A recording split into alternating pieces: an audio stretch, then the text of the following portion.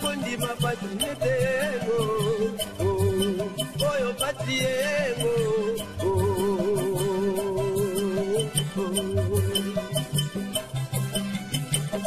moinga wajana pati ego oyo kondima pati netego oyo pati ego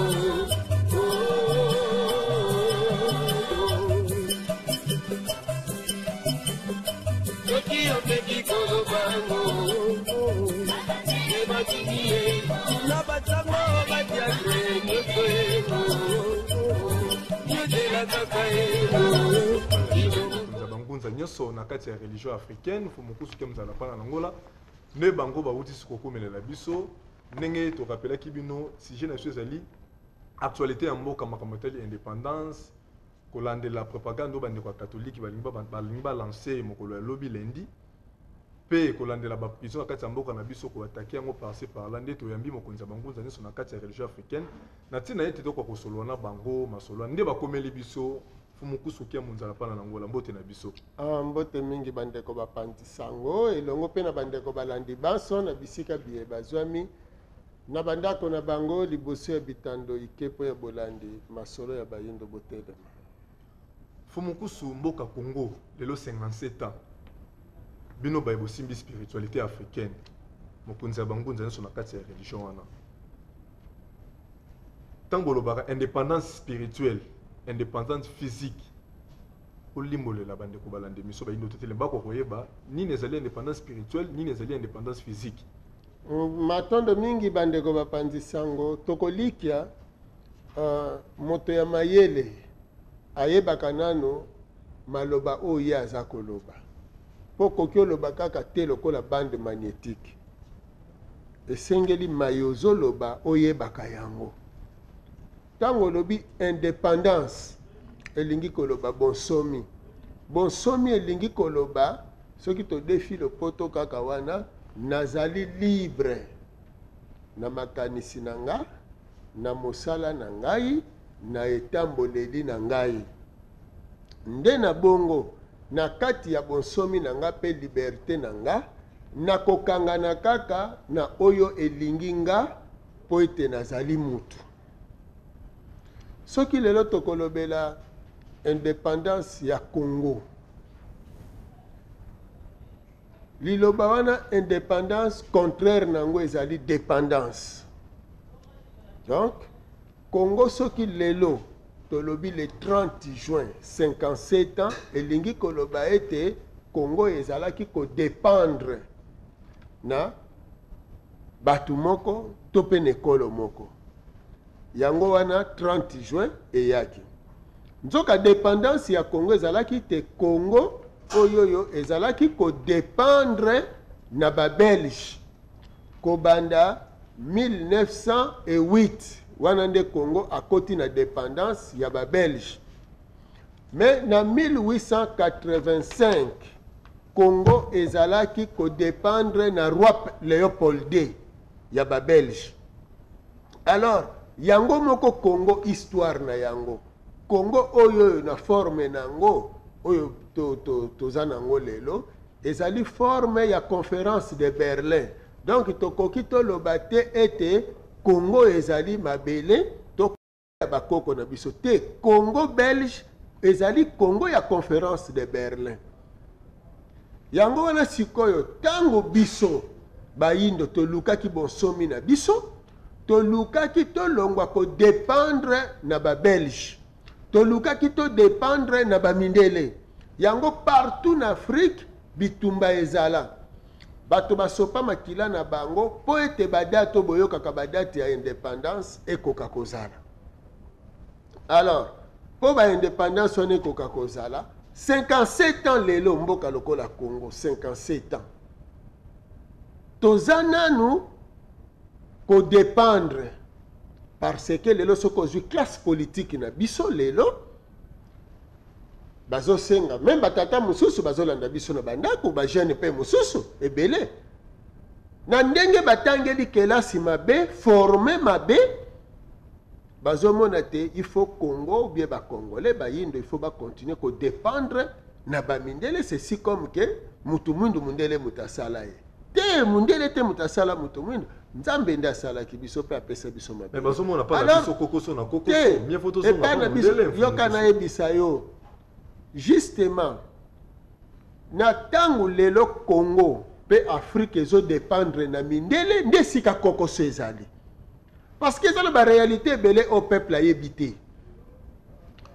mais tozwana les deux indépendances bongo na ya na kokoso oyo eza makasi na kati ya bamboka na biso indépendance politique elingi kolobake politique ma tozodépendre na mutu te wana tolobi toza indépendant mais soki tozozwa bainjonction ya babelge na communauté internationale toza indépendant te politiquement soki ezali ke bamindele badesidaka mpona kotiela biso bato oyo bakokamba biso elingi koloba Congo ezokontinue kodépendre na baye bazwaka yango colonie na bango il faut batiaka bagouverneur na bango ya bakolonie alors classe intellectuelle na biso pe population na biso esengeli comprendre eloko wana indépendance spirituelle elingi koloba ke spirituellement nazodépendre na besprit oyo ezali ya biso moko oyo na musuni balataka couleur na biso oyo baza na couleur ya bapaya te wana nde olobi tozodépendre na milimo na biso be tozali indépendant spirituellement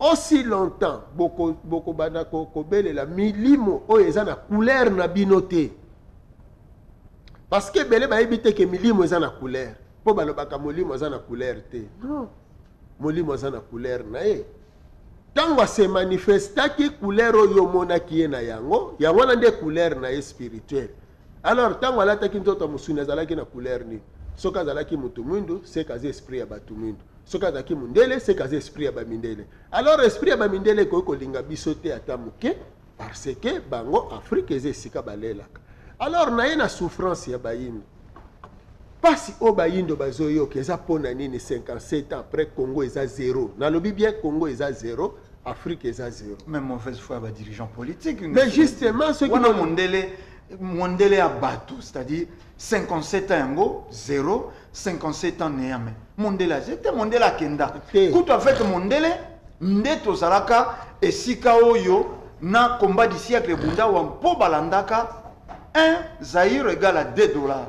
Au moment que to outi ne siko bato ba meki kolia mais lelo sa mondele biso na biso to kamba biso na biso tala esika. Mais boye histoire. Te ceux qui bozolo bandengo na ki avec mondele na bandi muto aza à l'aise aza malamu akoki jamais ko senga indépendance. Akoki ko senga ngote parce que aza ne malamu. Boto senga ngopona nini? Boye histoire te bozo tanga histoire na bino mabe penza. D'abord, nanu esengeli boyeba ke mundele tango ayaki azalaki na nzala epai na ye crise epai na ye. Baya démissionné, donc deux sorties ya mindele. Ba administratif, bazalaki na ba soldat na bango na kati na ba missionnaire. Mission ezalaki nini? Bao baza na côté spirituel, il faut bala les sabino pongi. Comme ça et permettre ba baza na côté politique et administratif ba exploiter bino. Lelo bandeko bayaki soki bazalaki na sentiment humain mindele soki bayaki penza na bolingo ya kolinga mutu mwindu mais commerce ya esclave bazoteka mutu mwindu lokola nyama bakangi bino na bakale po bokende na Amérique bao batekaki bino bao basombaki bino ezalaki banani kasi batu te siko batu wana tango bazosomba bino mutu oyo yatekisaka ntaba mutu oyo abomaka ntaba aza na bolingo ntaba azala na bomo yubi aza na intérêt na ye kaka na ntaba wana mutu abokolaka soso aza na intérêt ti azolesa soso wana eza mpo na intérêt na ye mokolo bokilo akoya alobi soso ya monene eza ya bokilo po aza misuni ebele donc il faut comprendre ndenge wana ke Afrique ezali proie ya bamindele Afrique tango mindele baye bateki bino mpona baintérêt na bango boke botongi Amérique bandeko na bango bamindele ya o bazaki bakendeki bakolo wana ya Amérique basengi indépendance na Europe baeuropéen batuli bamoni ke batikali na mabele te bo ça va biso siko tokangi Afrique nde bakaboli siko Afrique na conférence de Berlin mpona baintérêt na bango e bazo baforme école mpona intérêt na bango baoyo nyonso basilisi na école ya mundele soki akoti na esprit ya boyindo te aza auxiliaire na lobi bien nazo marché monté na zali simple auxiliaire. Alors auxiliaire elingi kolobani ni mosungi. Quand botangaka ba verbe auxiliaire, ce qui veut dire verbe oyo sunga, verbe oyo kuna po pesa sens nango. Donc mundele azo sunga mana ba auxiliaire na ye oyo bazali aba na Afrique. Elingi koloba boye. Mundele azo gérer ba colonie na ye. Colonie elingi koloba bazui ba colon, bazui batindi bango awa po ba exploiter mabele ya Afrique na bateau ba africain. Basali ba école pour na ba former ba auxiliaire, donc ba sungi na bango. Ba ko sunga bango na œuvre ya exploitation ya Afrique, ya mabele ya Afrique. Ba titre bozozwa, donc plus kozo mata, c'est plus kozo koma pire auxiliaire, donc mosungi makasi ya mundele. Bino bozo kanisa bozo koma mayele, nzoka bozo koma bien bazoba na bango. Alors yango ko sala ke na lero to yina ba gouverneur ya colonie tout ça. Tango to komi na période ya indépendance, tozwa kaka exemple ya Congo. Tango balobi ke Congo siko phase de indépendance na ye, mais boye ba malamu ke to bunda bitumba le 4 janvier. Makila esopana pona ibota date ya le 30 juin. Batu baboya colonisation politique, colonisation économique, et colonisation spirituelle. Yangwana mokolwane le 4 janvier, ba pia na ba église, wana pona indépendance spirituelle, ba pia ba magasin, ba mindele, wana pona indépendance économique. C'est lo bangunza. Réalité. Réalité. Tant balobi mundele bima na mabele na biso to boyi yo. Kende na yo. Donc ba boya na mokolo wana, ba monsieur Torder, ba diriger bango. Kasi fumu ba mundela kenda ka. C'est la kasi nazo ya. Toyo kana, eza histoire. Ko ganga te mundela kende. Nazo lobela likambo ya auxiliaire musungi ya mundele. Alors sikoyo mokolo ya le 30 juin. Pour babetela kabino masolo te nini elekaki.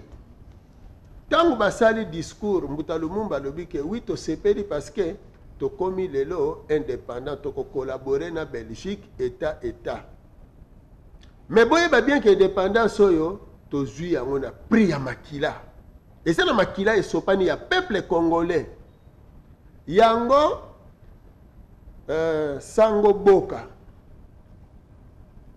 Ayeko koma nzembo oyo babengaka hymne national. Debout congolais, unis par le sort, unis dans l'effort pour l'indépendance. Donc, ba congolais, botelema, tozalaki liboke moko na bokaboli pasi, pe tosanganaki liboke moko pona tozwa bonsomi. Et pas yabanani bonsomi, unis dans l'effort pour l'indépendance auprès de l'homme blanc. Tosenga ki indépendance na biso liboso mundele, pas na biso. Dressons nos fronts. Mundele mutagumba ki biso elongi to tomboli elongi siko to lingi to solo ana mundele et mundele alingi te to tombola elongi. Nde omoni premier gouvernement na premier ministre Mbuta Lumumba babomi bango ba écarter batu wana nyoso bazalaki na esprit ya indépendance. Bazui ba auxiliaire, basungi na bango, nde batie bango ba commissaires généraux. Alors kobanda tangwana parce que ba dirigeant africain basalaka erreur tango basenga ke ba indépendance logique normale balinga ki ba revoir ba frontière ici ya colonisation mais lokola ba réviser ba frontière wana te donc Congo na forme nango ezananu ya ba belge, Tchad ya ba français, Congo Brazzaville ya ba français, Gabon ya ba français et aux Angola ya ba portugais ndenge wana tozali. Même église catholique ndenga zali bongo. Église catholique ya Congo eza église catholique belge.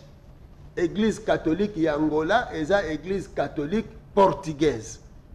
Wana fo botiango na mutu. Donc tozo fonctionner monde zo fonctionner bongo Afrique zo fonctionner lolenge wana.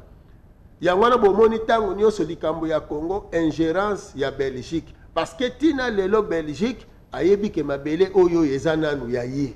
Okoki koya kokota na Congo te soko lekeli na Belgique. Teza convention impérialiste. Tant to sengaka révision ya système éducatif yangwana.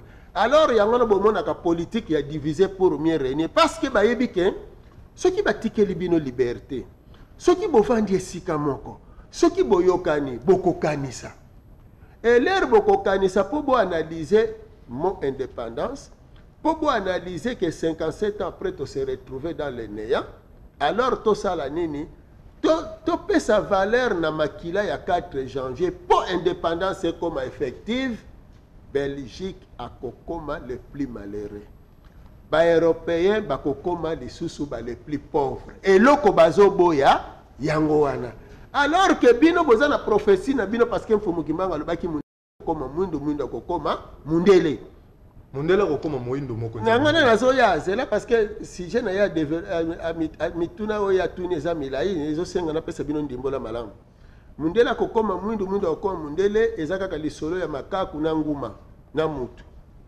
omoni nguma basali ye bolamu bakuti ye wana babimisi ye nguma balukeli makaku akangi makaku alinga boma ye mutu azalaki koleka kuti o eza nini bozowela na bote ye nasungi ye mais abalukeli ngai bon ça va bozonga na nde bozalaki nguma zongi na sa nzete boyo makaku sala ndenge koki makaku akena ye nguma tikali kokufa donc mundele loko azoboya yango wana mais nzoka mundele même soki aboyi ko libérer Afrique ko se libérer kaka voie normale ezali à se souder donc asenga bayindo bolimbisi ndenge bakoselaki na 2007 mais tozosenga bango lelo soki bazolanda biso lelo bayeba bien que soki banégocier na baafricain te prophétie ya mfumuki mbangu ekoleka te mundele akokoma esclave ya mutu mwindu akosokolela mutu mwindu basani akosalela mutu mwindu bilanga soki alingi aevite yango il faut akende na voie de négociation oyo ekosenga ete adédommager bayindo alors na makambo bakosaka bino ke ya $1 soki 1 zaïre égale $2 mais boyebaki monnaie yango te ti bazoloba na bino wana bayebi monnaie wana te lelo na bakolobaka yango na etando bamibange bankulutu nyonso etikala témoignage clair mais nalobi na bino mais botangi na classe ya baauxiliaire yo kokondima mboka oyo bato baza mikolo bazoloba ke mama ye mabotami na 1922 Mobutu aza mwana na 1930 est-ce que na 22 mama ye makoko bota mwana na 30 soki ya botami na 22 na 8 ans mofumu po Mobutu azalaki mwana te ya mama ye mo ya pesaka badate ya confusion na mitu na bango hôpital général o Mobutu abatizaka kombo ya mama ye mo nde basalango na 1922 ozoyoka siko bango bazokanisa 22 wana ya hôpital mama ye mo nde date de naissance ya mama ye mo bango baza kaka de bayebi na bango eloko te na ya na likambo ya $2 na 1 zaïre toutaki na franc congolais pona babimisa zaïre 1 franc congolais bazwi 10 sengi munene ya 50 centimes 10 sengi égale 1 franc congolais 10 francs congolais égale 1 likuta 50 francs congolais égale 5 makuta 100 francs congolais égale 10 makuta 50 francs congolais non 500 francs congolais égale 50 makuta 1000 francs yoka malamu 1000 francs congolais nde égale 1 zaïre 1000 francs congolais nde égale 1 zaïre alors ce qui 1000 francs congolais oyo ezalaki 1 zaïre égale $2 comment bino bokolobake no mbongo wana eza makasi au moment où $2 kobanda na unité monétaire dollar donc 1 nango tie $2 eza ko valoir na 1000 francs déjà 1000 francs congolais est-ce que solo bato ne so balobelaka mais bango babetaka masolo parce que moi mazomona kaka 1 c'est présenté bazoloba 1 zaïre mais 1 zaïre ezalaki na valeur à 1000 francs congolais toza na bino na télévision nazoloba beto na bino na télévision bobimi botuna bobengisa ta bato mosusu bosukutana na bakulutu bayebisa bino soki un zaïre ezalaki na équivalence ya 1000 francs te yango moni ntango basalaki na baliste nde baklasaki 5 zaïre oyo ezalaki na valeur ya 5000 francs ye azalaki billet unique na place na ye.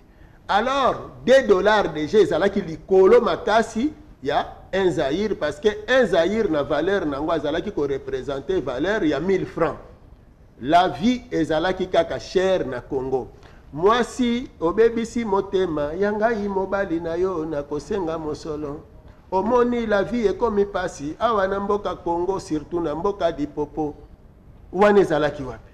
Fumukustu bandeko balande miso bayindo to telema ba numéro zali affiché yango wana bo continuer ko benga ko komela biso mokunza bangunza na kati ya religion africaine tozani awa akoyano la bino neto kosenga bandeko na regiso boza près bo ko balancer biso élément moko bo mokunza bangunza aya kozonga pour interpréter pour nengo soki bozali près kuna na machine bokoki ko balancer. Tu peux immédiatement fermer cette vidéo et appelle ta maman pour qu'elle te donne une bonne grosse gifle. Installez-vous bien parce que le sujet d'aujourd'hui, comme dirait Kerry James, est tout simplement... Aujourd'hui, on va parler du franc CFA. Alors déjà, première blague. CFA, ça veut dire colonie française d'Afrique. Je sais pas si vous vous rendez compte, ils ont une monnaie qui porte comme nom colonie. Ils auraient très bien pu l'appeler ferme-la et donne-moi tout, ça aurait été pareil. Mais il y a quelques temps, ils se sont dit, c'est vrai que colonie française... ça se fait pas, c'est un peu schmeckt quoi. Et du coup ils ont décidé de changer et maintenant ils appellent ça coopération financière d'Afrique. Alors là je dis bravo, là je dis bravo, là c'est excellent, c'est excellent. Je pense que ce changement ça a été le plus gros jeu de t'emmerde de l'histoire. Non mais parce que changer uniquement le nom d'un truc pareil, ça sert à rien. C'est comme si moi demain je m'appelle Jean-Marc. Mais même si je m'appelle Jean-Marc, mon visage lui, il te donnera toujours envie d'appeler la police. Donc cette monnaie elle est utilisée dans 14 pays pour plus de 100 millions d'habitants. Et devinez où est-ce qu'on imprime les billets? En France. Donc la France, toute seule, dans 2 villages paumés que personne ne connaît, fabrique une monnaie dont dépendent 100 millions de personnes. Donc si demain, Jean-Jacques le Révolté avec ses copains, ils font grève, hein, parce qu'en France, la grève, c'est limite une religion, eh ben t'auras 100 millions de personnes qui seront peut-être dans la merde. Mais attends, c'est pas tout. Les pays qui utilisent le franc CFA, ce sont les seuls pays au monde qui payent un impôt à un autre pays. Chaque année, ils sont obligés de donner 50% au trésor public français. Déjà que la France, elle exploite à fond et depuis des années les ressources de ces pays, et en plus, ils doivent donner la moitié de ce qu'ils gagnent à des mecs qui n'ont même pas levé le petit doigt. C'est comme si tu venais chez moi, que tu me volais tous mes meubles et que en plus tous les mois je dois te donner la moitié de mon salaire. Sans parler du fait que hier soir tu avais déjà cambriolé mes grands-parents. Il y a 3 banques centrales africaines qui gèrent l'économie et la vie de millions de personnes. Et devinez qui est-ce qui a un droit de veto dans chacune de ces banques? Ça sera la France. Donc si un jour un pays comme le Mali décide d'emprunter de l'argent à une de ces banques pour faire un pont pour son peuple, et ben à ce moment-là il y a un mec qui vient du fin fond de Roubaix, que personne ne connaît, qui ne parle même pas la langue du pays, et ben il a le droit de dire le slogan de la France ça devrait être maintenant liberté, égalité, fraternité au-dessus de la Méditerranée. En dessous, non, tu pues la merde. Et puis quand j'entends que la France fait des dons en Afrique, non, non, non, voler 50 € à quelqu'un et lui donner 10 €, ce n'est pas un don, c'est un remboursement. Et heureusement qu'il y a eu des chefs d'État qui se sont rebellés contre le franc CFA. Il y a eu par exemple Sylvanus Olympio, ah non, non, non, lui il a été assassiné, pardon. Il y avait aussi Thomas Sankara, non, non, non, lui aussi il a été assassiné, non. Il y a aussi Modibo Keïta. Ah non, non, non, lui il est mort en prison, pardon. Bah, je crois que je vais arrêter là. Récemment, François Hollande est allé à Bamako. Et je pense que sur une échelle de 1 à 20 sur le manque de respect, je pense qu'on doit être à 1000 ou à 2000. Regardez. Cher Président, cher Ibrahim, j'ai été très sensible aux mots que tu as bien voulu prononcer. Alors déjà, depuis quand est-ce qu'on appelle un président par son prénom? Et depuis quand est-ce qu'on tutoie un président? Mais c'est quoi ce manque de respect? Tu crois que c'est ton fils? Mais bon, pas grave, regardez la suite. Quand la France est en Afrique, elle ne cherche pas à exercer une influence. La France ne cherche pas à influencer l'Afrique, mais la monnaie de ces pays, la colonne vertébrale d'un pays, dépend entièrement de la France. Non mais là j'en ai marre, il se fout vraiment de notre gueule ce mec. Elle ne cherche pas à peser sur les choix politiques d'un pays. Quoi? Combien de chefs d'État africains ont été destitués par la France? Et encore moins à capter ses ressources. Non, c'est bon, je me tire, c'est bon. J'ai l'impression que plus c'est gros, plus ça passe. La France, elle est là aujourd'hui uniquement grâce aux ressources de l'Afrique. La France... Bandeko balandi émission bayindo totelema bino bosobi na Angola na espace à Grand Kassai pe mikili mususu ba numéro zali affiché wana bo continuer ko benga pe ko komela biso mokonzi bangu dans son kati ya religion africaine bako yanola bino na mituna no mfumu kusu bo uti ko landa elema wana sika wana ba luko laksa biso. Beaucoup interpréter mon andelo lenge nini penza. Mais yango to utolo bawa. bambongo na biso eza ba sous-monnaie. Donc franc CFA ezali sous-monnaie ya franc français. Tango ba français ba koti na euro. Donc zone oyo France azo contrôler mbongo na ye yango wana oyo yo aza ko exploiter na yango l'air nyonso ba pays oyo eza nyonso na zone CFA parce que na mo yango même CFA. Donc ezali bamboka oyo yali sous colonisation ya France. Osomona. Donc bamboka eza na ba colonie wana. Ndenge moko lelo biso mbongo na biso ezali sous monnaie ya dollar. Donc banque na biso ezali sous banque ya banque mondiale na fonds monétaire international. Donc pas si tozana yango ezali nini na mutu ya mboka ya chaque mboka ya Afrique batambolaka na ligne de conduite ya fonds monétaire international na banque mondiale bokoko bima libanda ya programme wana te bapesi bino nde sika malheur na biso ezalelaka. Alors bakotia batu na bango oyo baza ba auxiliaire pona kosunga bango au même moment ba créer ba opposition boyokanaka te po e permetaka bango ba entretenaka désordre pe ba entretenaka crise. Alors tango crise ezali batu na bango oyo bango bazo soutenir wana bango nde mutu bakobanda koganga ça ne va pas bino batu boza na pouvoir bino batu bozo bebisa alors qu'en réalité blocage eza mundele ndakangi wana pona ko distraire population fumu bolimbisi soko opposition ndaze ko distraire population bino moko étant nesongi andila chef spirituel situation yeto komi nango lelo na République démocratique ya Congo lecture la bino zenini dollar elongwe na 96 lelo 150 et quelques touti ko sala soko 4 mois ya pamba avec Sami Badibanga lelo avec Bruno Chibal makambo ezeko ningana te yango catholique ayoki ata mwa mawa pour blocage eleki catholique ayoki ata mwa peuple congolais zo souffrir mingi alobi azwa makambo ame pour pouvoir peuple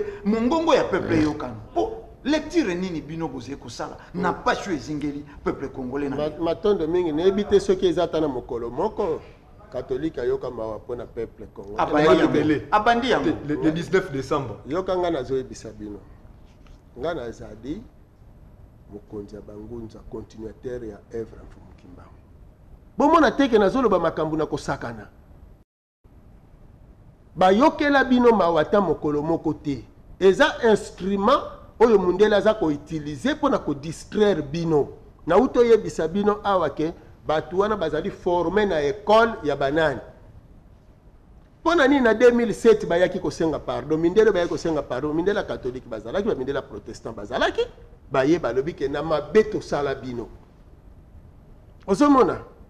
Donc lelo dollar emati pona nini parce que économie evandi na maboko ya bamindele sikoyo basali nini me bamatisi yango na nko bakoyebisa bino kakono d'évaluation non zela avant comme makambo no alternation non d'évaluation ya bamatière première banani bakitisi prix ya matière première kaka bango te basali yango dollar emati lobi bakotouche carburant à part carburant komata bokomona kaka bopain bakausi yango ezomona na lisusu te.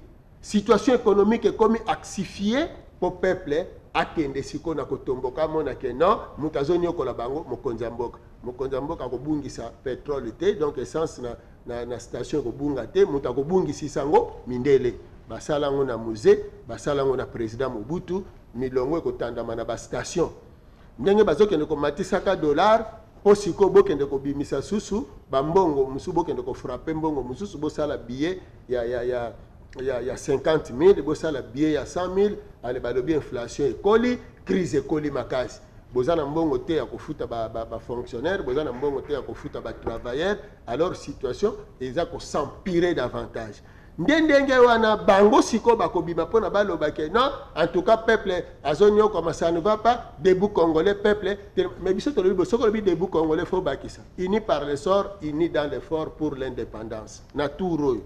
Donc soki Abbé Boka, Père Boka, Lobaka, qui est uni dans l'effort, uni par l'essor, uni dans l'effort pour l'indépendance auprès de Mindele. Donc, Lelo, Soki Bandeko, il y a Senko, Bazolo, le peuple congolais, debout congolais. Aïe, Bango, bien, faut pas continuer. Parti au Yelandi, uni par l'essor, uni dans l'effort pour l'indépendance. Alors, Tosengaka indépendance, c'est pas Yamindele. Mais pas na biso na bisote. Alors, il y a un peuple congolais. A kosenga kaka ko continuer ko senga indépendance na ye et pas ya bamindele to lingi to zala libre to boyi communauté internationale na benjonction yango to zolo na période oyo bande ko na biso ya opposition na ya majorité. Il faut bavanda esika moko 57 ans après to pesi peuple congolais nini to bande la histoire na biso na 1960 baye bandimaki ko servir mundele na 1960 baye babomisaki Mbuta Lumumba na 1960 lelo tozali wapi peuple congolais azo bénéficier ne loko moko te alors yango na tolobi ke na période oyo milimo bakoko na biso eza ko telema 57 ans après souffrance peuple congolais baye baza na poto baye baza libanda bino nyonso bozonga na mboka na bino totonga lisusu mboka na biso na image na biso makambo ya Congo etala nanu Congo makambo ya Afrique etala nanu Afrique ba dirigeant africain ba pays voisins tozo senga na bino na période oyo boyeba bien que Congo ezali gâchette ya Afrique soki Congo ebongi bongo Afrique ebongi donc boza na devoir ya kosunga Congo et non ya kozala ba base arrière ya ko détruire Congo parce que soki Congo ebongi te bino pe boko bongate tozali na période ya bitumba tiraillement oyo na ndenge nyonso ezali linga nazo senga na peuple congolais sikoyo alamuka malamu abunda etumba ya indépendance na ye malamu indépendance na ye comme effective oyo makila ya 4 janvier esopanaka ezala na opposition ezala na pouvoir bozala reconnaissant na makila wana parce que grâce ya makila wana lelo bokoko lobake boza ba ministre to lobi bokokoma ba ministre to bozokoma ba député bozokoma ba généraux bozokoma ba DG bozokoma na bibonga ya likolo grâce ya makila 4 janvier oyo esalaki ete ezalaki makila ya peuple ezalaki makila ba politicien te oyo esopanaki po tozwa date ya le 30 juin lelo botonga bandako minene borouler carrosse bozala na vie oyo boza nango alors peuple wana azana posa azala récompenser makila wana ezana posa reconnaissance le contraire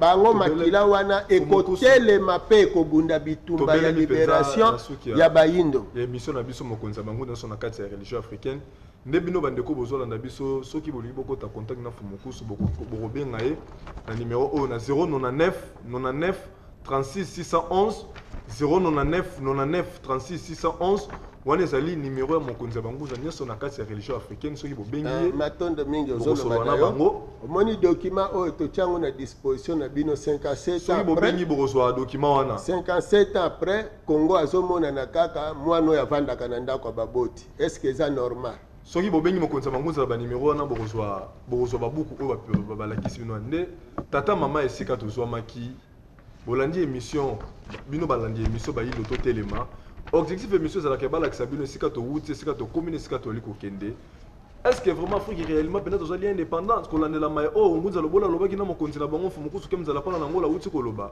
tobandi mpe toleki ti lelo Afrique azali na kati ya colonisation makambo ezoleka na Congo tolandi mpe baélément balakisi biso ke même France c'est fort bazosala lelo na baespace bazosala mbongo wana colonisation kaka ba français ezocontinue kaka nde tata mama tozwa conscience mpona kobundela mabele na biso lokola alanga nzembo kwa mamunza komba wayemba totelema tobundela mabele de kimia nzambe ekozala na bino tokutani na poso ya likoya matondo mingi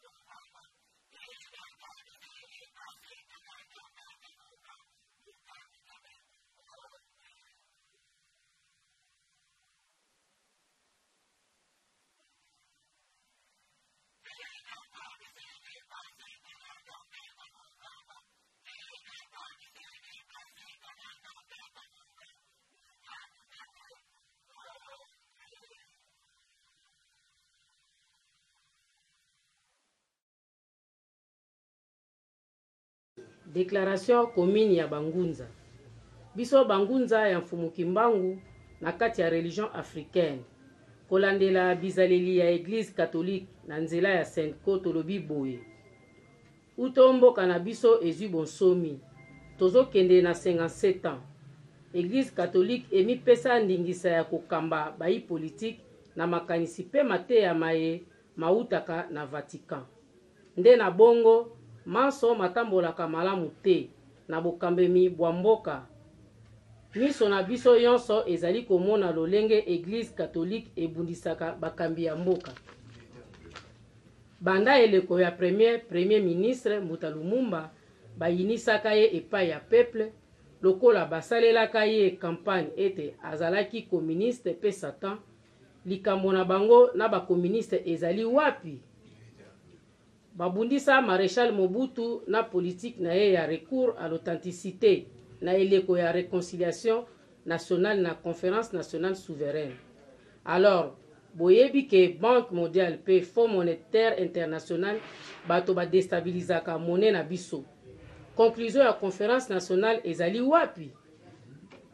Depuis Mzee Kabila akotaka Église catholique esungaye ata mokolo moko te. Kaka bundisa ye na ba déclaration na bango ya mabe. Pe lelo na eleko ya président Kabila Kabange Église catholique bazalaka kaka opposant ya makanisi ya malamu na kotiaka mobulu na kati na mboka. Yango conférence nationale souveraine kino lelo oyo na dialogue Senko asunga RDC atambala moko te. Est-ce que rassemblement ezali IDPS yango moko kaka to regroupement ya ba parti politique? Est-ce que premier ministre Bruno Tshibala azalaki exclu na IDPS avant to après le 19 décembre 2016? Na mabongisi ya accord ya le 31 décembre 2016 azalaki to azalaki te? Ndenge azalaki totuni motuna, est-ce que azalaki na ngambo ya opposition oyo bazalaki na Union africaine to azalaki na opposition ya rassemblement elongo na IDPS ya limité? Senko basilaki mayele ya bosangisi bayi politique. Yango babwakaki éponge. Bazongisi kiloto charge epai ya mokonzi ya mboka po ete anome premier ministre pe batala likambo ya président ya Sensa. Kouta na opposition non signataire ya bakor ya Union africaine rassemblement pe mokonzi ya mboka akokisi lolenge basengaki. Lelo bazwi lisusu ndingisa epai ya nani po balobela likambo ya premier ministre? Est-ce que Senko bakoki kotalisa biso lelo plan B la bango ezalaki penza nini? Est-ce que Senko ekomi parti politique na ngambo ya opposition? Pona nini balukaka tango inso makila ya bana mboka etanga? Na eleko oyo biso Bangunza ya mfumuki mbangu na mabele ya bakoko toboyi yango. Po ete RDC eza eta laïque. Tozongisi bino na mokanda ya Biblia oyo botangaka na lisolo ya Salomo na basi mibale oyo bawelaki mwana. Boyeba ete mama kolo mwana aboyaki bakboma mwana na ye. Kasi mwasi oyo ya moyibi lokola azalaki nkolo mwana te asepelaki bakata mwana. Ndenge moko na bino lelo lokola population ezalaka ya bino te, bino bozalaka baye ya Vatican nde bolingi makila ya bana mboka etanga. Kasi biso bankolo bato Bangunza ya mfumuki mbangu na kati ya religion africaine na kobundela bonsomi ya mboka pe mabele na biso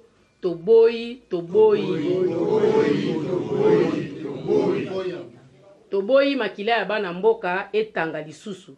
Nde na bongo tosengi na bino bayi mboka bolamuka botelema pe bofungola miso na bino bakosa bino lisusu te po ete maeseniko na bato mosusu ya limete bazali kosala bazali koluka bolamu na bino te pe bobosana te ete mondele asalelaka mingi na ngambo ya opposition.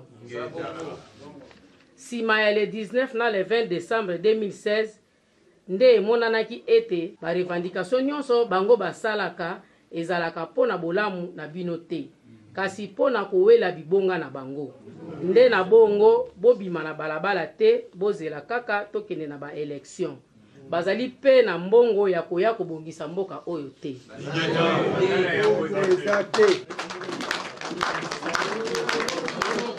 na yango toyebisi bino bana na biso bozala tranquille boyokima oyo etangami ezali solo mbeba na biso ezowuta na bakatolike na yango bobima na balabala te botia desordre tozila tolanda kimia ekoya kaka nde yango wana bana bozala tranquille botika desordre oyo toyebisi bino botosa yango bolanda mpe yango tolobi boye Congo ekomi neti mutu nyonso akomi mokonzi banda basango babandaka kala na bakompani na bango oyo basalaki na bamindele ti lelo eza kokontinue me banda lelo abu ya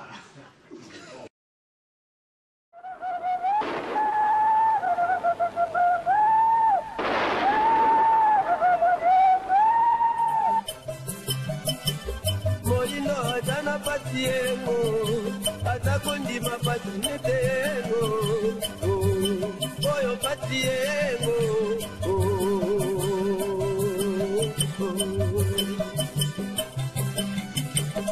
moingo atana patiengo, atakondi mapatinetego, oyo patiengo.